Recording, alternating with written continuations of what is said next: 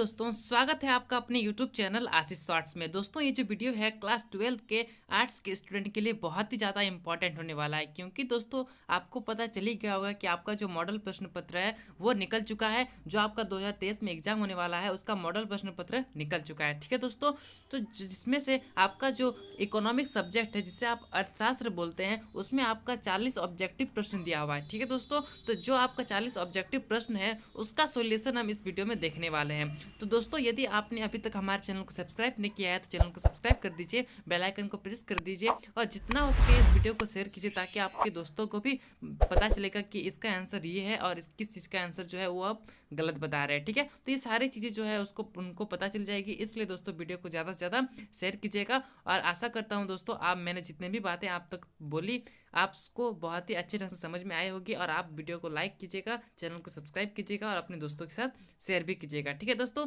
अब चलिए वीडियो को स्टार्ट करते हैं। वीडियो को स्टार्ट करने से पहले मैं आपको बता दूं कि यदि आपने इससे पहले के सॉल्यूशन वीडियो नहीं देखे हैं, जो आप क्लास 12 के छात्र हैं, यदि आपने हिस्ट्री का नहीं देखा है या फिर आपने ज्योग्राफी का नहीं देखा है तो आप जाके देखें, मैंने उसका पहले ही अपलोड कर दिया है। ठीक है दोस्तों, आपको सॉल्यूशन वीडियो जो है अपलोड कर दिया है। ठीक है, यदि आपने नहीं देखा है तो आप हमारे चैनल में विजिट करके देख सकते हैं। अब चलिए इकोनॉमिक्स का भी सॉल्यूशन देख लेते हैं कि इकोनॉमिक्स में कौन कौन से क्वेश्चंस दिए हुए हैं, उसका क्या सॉल्यूशन होगा, क्या आंसर होगा, ये सारी चीज़ें इस वीडियो में हम लोग देखने वाले हैं। तो चलिए दोस्तों वीडियो को स्टार्ट करते हैं।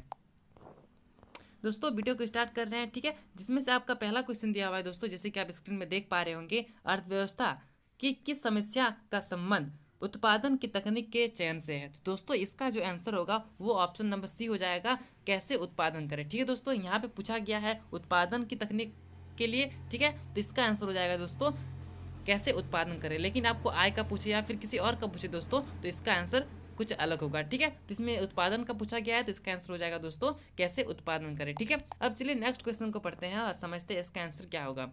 दोस्तों नेक्स्ट क्वेश्चन है कि कुल उपयोगिता अधिकतम होती है जब सीमांत उपयोगिता का मान डैश होता है। तो क्या होता है दोस्तों ना, जब शून्य हो जाता है तब इन लोग का जो है इस तरह का होता है। ठीक है, तो ऑप्शन नंबर ए जो होगा दोस्तों वो करेक्ट हो जाएगा। ठीक है, अब चलिए नेक्स्ट क्वेश्चन को समझते हैं, क्वेश्चन नंबर 3। ठीक है, सामान्यतः एक उदासीनता वक्र होता है। तो क्या होता है दोस्तों ना, ये जो है दोस्तों मूल बिंदु की ओर उत्तल होता है। ठीक है, तो ऑप्शन नंबर सी जो है दोस्तों करेक्ट हो जाएगा। यदि आपने क्लास 12 के जो इकोनॉमिक सब्जेक्ट है उसको आप अच्छे से पढ़ाई की है तो आपको जो है ये सारी चीज़ें आपको बहुत ही अच्छे ढंग से समझ में आ रहा होगा। ठीक है दोस्तों, और यदि आप क्लास 12 के छात्र हैं और यदि आपको हिस्ट्री और ज्योग्राफी जैसे सब्जेक्टों में तकलीफ आ रही है तो आप हमारे चैनल में जुड़ सकते हैं, आप हमारे चैनल को सब्सक्राइब कर सकते हैं और इस चीज़ के लिए भी सब्सक्राइब कर सकते हैं कि दोस्तों जितने भी आपके सब्जेक्ट हैं उसका सॉल्यूशन वीडियो जो है इस चैनल द्वारा आप तक पहुंचाया जाएगा। तो आप जो है चैनल को सब्सक्राइब कर लीजिए। ठीक है, अब चलिए नेक्स्ट क्वेश्चन को समझते हैं, क्वेश्चन नंबर 4। ठीक है दोस्तों, क्वेश्चन नंबर 4 है कि सामान्यतः एक मांग वक्र की ढाल होती है। तो क्या होती है दोस्तों न, ऋणात्मक होती है। ठीक है, तो ऑप्शन नंबर बी जो है दोस्तों ये करेक्ट हो जाएगा। ठीक है, अब चलिए नेक्स्ट क्वेश्चन को समझते हैं, क्वेश्चन नंबर 5। एक सरल रेखा मांग के वक्र के मध्य बिंदु पर मांग की कीमत लोच डैश होती है। तो क्या होती है दोस्तों न, एक होती है। ठीक है, तो ऑप्शन नंबर बी जो है दोस्तों ये करेक्ट हो जाएगा। ठीक है, अब चलिए नेक्स्ट क्वेश्चन को समझते हैं, क्वेश्चन नंबर 6। ठीक है, तो क्वेश्चन नंबर 6 है कि निम्न में से किस वक्र का आकार उल्टा अर्थात यू आकार का होता है। ठीक है दोस्तों, तो किसका आकार उल्टा होता है ना, आपको पता होगा कि ये जो है औसत उत्पाद, जो ऑप्शन नंबर डी है दोस्तों ये करेक्ट हो जाएगा। ठीक है, अब चलिए नेक्स्ट क्वेश्चन को समझते हैं, क्वेश्चन नंबर 7। ठीक है, तो क्वेश्चन नंबर 7 है दोस्तों कि उत्पादन फलन Q इक्वल्स टू AL का पावर जो है अल्फा है और K का पावर जो है बीटा है। ठीक है, में पैमाने का प्रतिकूल का माप है। तो क्या है दोस्तों ना, इसका आंसर हो जाएगा A प्लस बी। ठीक है, अल्फा प्लस बीटा। ठीक है दोस्तों, अब चलिए नेक्स्ट क्वेश्चन को समझते हैं, क्वेश्चन नंबर 8। जब सीमांत लागत औसत लागत से कम होती है तब औसत लागत जो होता है दोस्तों वो घट जाती है। ठीक है, तो ये जो है ऑप्शन नंबर ए जो है ये करेक्ट हो जाएगा। ठीक है, अब चलिए नेक्स्ट क्वेश्चन को समझते हैं, क्वेश्चन है उत्पादन की मात्रा में परिवर्तन करने पर किस लागत में परिवर्तन नहीं होता है। तो इसका आंसर हो जाएगा दोस्तों कि कुल स्थिर लागत पर। ठीक है, तो आंसर जो होगा वो ऑप्शन नंबर डी होगा। ठीक है, अब चलिए नेक्स्ट क्वेश्चन को समझते हैं कि निम्नलिखित में से किस बाजार में एक फर्म कीमत स्वीकारक होता है। तो दोस्तों इसका आंसर हो जाएगा पूर्ण प्रतियोगिता। ठीक है, तो ऑप्शन नंबर सी जो है दोस्तों वो करेक्ट हो जाएगा। ठीक है, अब चलिए नेक्स्ट क्वेश्चन को समझते हैं, एक पूर्ण प्रतियोगी फर्म के संतुलन के लिए निम्न में से कौन सा विकल्प सही है। तो दोस्तों ये जो आप 4 विकल्प देख पा रहे हैं इसमें से कौन सा सही है, तो जैसे कि आप यहाँ पे देख पा रहे होंगे MR इक्वल्स टू MC, ठीक है। तो इसको यदि आप ऑपोजिट साइड में लेके तो MR माइनस MC हो जाएगा, ठीक है। वहीं पर जो है इसको अपोजिट में ले जाइएगा तो ये जो है डिवाइड में हो जाएगा, तो अर्थात इसका जो है आंसर सब हो जाएगा, अर्थात ऑप्शन नंबर डी जो है दोस्तों वो करेक्ट हो जाएगा, ठीक है। अब चलिए नेक्स्ट क्वेश्चन को समझते हैं। नेक्स्ट क्वेश्चन है क्वेश्चन नंबर 12, ठीक है। निम्नलिखित रेखाचित्र से पूर्ति की लोच के किस स्थान की माप होती है, ठीक है दोस्तों। तो ये जो आप लकीर देख पा रहे हैं ये पूर्ति से गुजर रहा है, ठीक है दोस्तों। तो पूर्ति से गुजर रहा है तो आपको पता होगा कि ये जो है 1 से कम होती है, और यदि आप 0 से क्रॉस करती तो ये जो है 1 के बराबर होती, और ये जो है वाई जो अक्ष है जो कीमत है उससे अगर क्रॉस करती तो वो है 1 से ज़्यादा होती। तो यहाँ पे जो है पूर्ति के लिए किया गया है तो 1 से जो है दोस्तों कम हो जाएगा, तो ऑप्शन नंबर बी जो है दोस्तों वो करेक्ट हो जाएगा, ठीक है। अब चलिए नेक्स्ट क्वेश्चन को समझते हैं, क्वेश्चन नंबर 13, ठीक है। तो क्वेश्चन नंबर 13 है कि एक मुश्त कर लगाने से किसी वस्तु की पूर्ति पर क्या प्रभाव होता है। तो दोस्तों इसका जो आंसर होगा वो होगा कि पूर्ति जो है वो कम हो जाती है, ठीक है। तो ऑप्शन नंबर ए जो है वो करेक्ट हो जाएगा, ठीक है। अब चलिए नेक्स्ट क्वेश्चन को समझते हैं, क्वेश्चन नंबर 14। अन्य बातें समान रहने पर किसी वस्तु की मांग से वृद्धि होने से बाजार संतुलन पर क्या प्रभाव पड़ता है। तो दोस्तों ये जो है बहुत ही इजी क्वेश्चन है, तो इसका आंसर हो जाएगा दोस्तों ऑप्शन नंबर बी। तो ऑप्शन नंबर बी क्या है ना, संतुलन कीमत में वृद्धि एवं संतुलन मात्रा में कमी होगी, ठीक है। तो ऑप्शन नंबर बी जो है ये करेक्ट हो जाएगा, ठीक है। अब चलिए नेक्स्ट क्वेश्चन को समझते हैं, क्वेश्चन नंबर 15, ठीक है। तो क्वेश्चन नंबर 15 है कि आधिक्य मांग की स्थिति में कीमत में प्रवृत्ति होती है। तो इसका आंसर जो है दोस्तों वो हो जाएगा वृद्धि होने की, ठीक है। तो ऑप्शन नंबर ए जो है दोस्तों ये करेक्ट हो जाएगा। नेक्स्ट क्वेश्चन है कि आधिक्य पूर्ति की स्थिति होती है जब क्या होती है न, जब डिमांड कम होता है और सप्लाई जो है वो ज़्यादा होता है तब, ठीक है। तो ऑप्शन नंबर बी जो है दोस्तों वो करेक्ट हो जाएगा, ठीक है।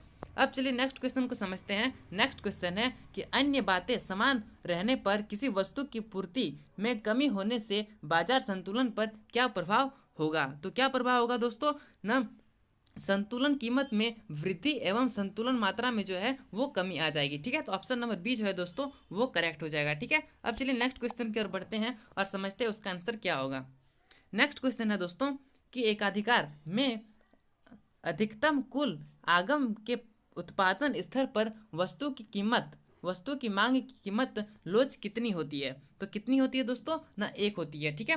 दोस्तों आपको यदि किसी भी क्वेश्चन को अच्छे से समझ में नहीं आ रहा है तो आप जो है क्लास 12 पे जो इकोनॉमिक्स का सब्जेक्ट है वो आपने अच्छे ढंग से नहीं पढ़ा होगा। और दोस्तों यदि आपने अच्छे ढंग से पढ़ा होगा तो ये जो है बहुत ही इजी क्वेश्चन से, बहुत ही ज़्यादा इजी क्वेश्चन से आपको बहुत ही ज़्यादा इजी लग रहा होगा यदि आपने अच्छे से पढ़ा होगा तो, ठीक है। तो यदि आप अच्छे से नहीं पढ़ पा रहे हैं तो आप हमें कमेंट कर सकते हैं, मैं आपको पढ़ा सकता हूँ, ठीक है। अब चलिए नेक्स्ट क्वेश्चन को समझते हैं। नेक्स्ट क्वेश्चन है कि द्वैधाधिकार में विक्रेताओं की कितनी संख्या होती है। तो कितनी संख्या होती है दोस्तों ना, 2 होती है, ठीक है। तो ऑप्शन नंबर डी जो है दोस्तों वो करेक्ट हो जाएगा, ठीक है। अब चलिए नेक्स्ट क्वेश्चन को समझते हैं कि निम्न में किस बाजार में विविधीकृत वस्तुओं का उत्पादन होता है। तो किस बाजार में होता है दोस्तों ना, एकाधिकार प्रतियोगिता। तो ऑप्शन नंबर बी जो है दोस्तों ये करेक्ट हो जाएगा, ठीक है। अब चलिए नेक्स्ट क्वेश्चन को समझते हैं। नेक्स्ट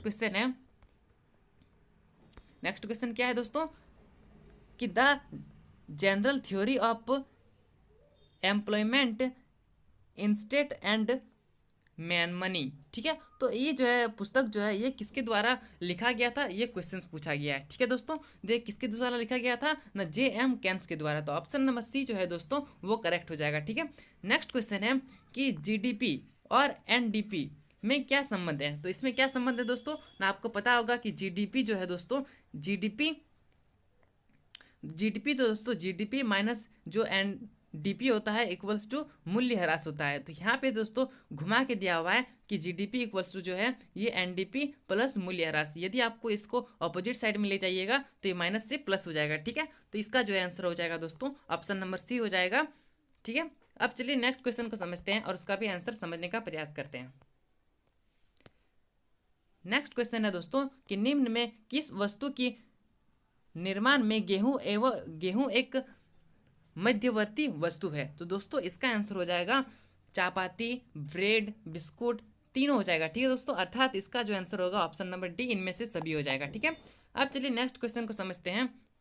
नेक्स्ट क्वेश्चन है कि किस वर्ष जीडीपी की गणना में निम्न में से किस मद के मूल्य को शामिल नहीं किया जाएगा। तो किसको शामिल नहीं किया जाएगा दोस्तों, ना प्रयुक्त कार की बिक्री मूल्य को। ठीक है, तो ऑप्शन नंबर बी जो है दोस्तों वो करेक्ट हो जाएगा। ठीक है, अब चलिए नेक्स्ट क्वेश्चन को समझने का प्रयास करते हैं, जो है 25। ठीक है, निम्नलिखित में से किस विधि से जीडीपी की गणना की जा सकती है। तो किसकी की जा सकती है दोस्तों, ये जो है मूल्य वृद्धि विधि, ठीक है, व्यय विधि, आय विधि, ये सारी चीजें हो जाएंगी। ठीक है, तो ऑप्शन नंबर डी जो है दोस्तों ये करेक्ट हो जाएगा। ठीक है, अब चलिए नेक्स्ट क्वेश्चन को समझते हैं, क्वेश्चन नंबर 26। ठीक है, सन 2016 में किए गए विमुद्रीकरण, ये क्या होता है दोस्तों ना, जो विमुद्रीकरण है इसमें क्या होता है, इसमें जो है दोस्तों कोई भी पुराने नोट को जो है हटाकर दूसरा नया नोट छपाया जाता है। ठीक है दोस्तों, तो 2016 में कौन से नोटों को जो है बाजार से निकाला गया था और दूसरा नोट जो है छपा गया था। तो दोस्तों आपको पता होगा